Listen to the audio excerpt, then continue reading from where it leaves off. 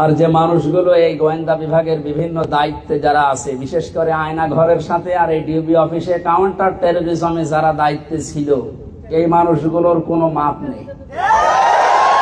আমি নাম ধরে বলছি, বিশেষ করে কাউন্টার টেরোরিজমের প্রধান ছিল আসাদুজ্জামান। এটা মানুষ নামে একটা শয়তান। আমাকে আঘাত করার জন্য খালি বারবার আদেশ দিচ্ছিল রিমান্ডিং।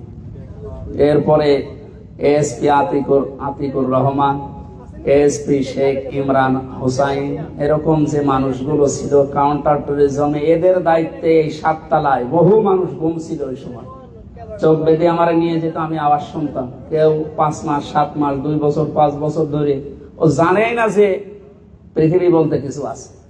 আমার মাটির নিচের ঘরে আমাকে নিয়ে যেত, মাঝে মাঝে টাঙিয়ে রাখতো। সুতরাং এদেরকে অনেকে বলছে যে না, মাফ করে দাও। কিসের মাপ? আপনি ওই অবস্থায় পড়লে আপনারও মাপ, এই শব্দ বের হতো না।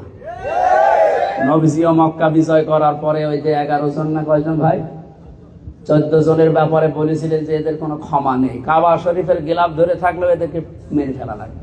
সুতরাং এই বাংলাদেশে, আমাদের দেশে এই 15-17 বছর যারা জুলুমের স্টোন রোলার চালিয়েছে, যাদের মাধ্যমে, ওই সময় যদি 14 জন হয়, আমার মনে হয় এই 1400 বছর পরে 28 জন হয়ে গেছে। এদের কোনো ক্ষমা নেই। এদেরকে বিচারের আওতায় আনাই লাগবে এবং যা করেছে তার পাই টু পাই হিসাব নেওয়া লাগবে।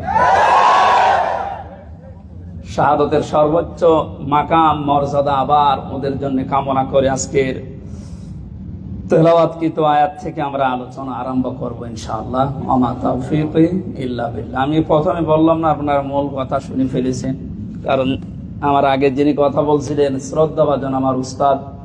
আমি মনে করি বাংলাদেশে যে আলেমগুলোকে, তাদের ভেতরে মাওলানা সাহেব জামাল উদ্দিন উনি একজন।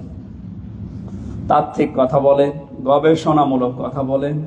আল্লাহ তাকে আবারও দোয়া করছে হায়াতে তজ্জিবা, সিহাতে কুল্লিয়া, এলেম এবং আমলে যেন বরকত দান করে। কোরআনে কারিম থেকে কথা শোনার আগে বিশ্বনবী মুহাম্মদ রাসূলুল্লাহর একটা হাদিস পড়েছিলাম। কয়েক মিনিটে হাদিসের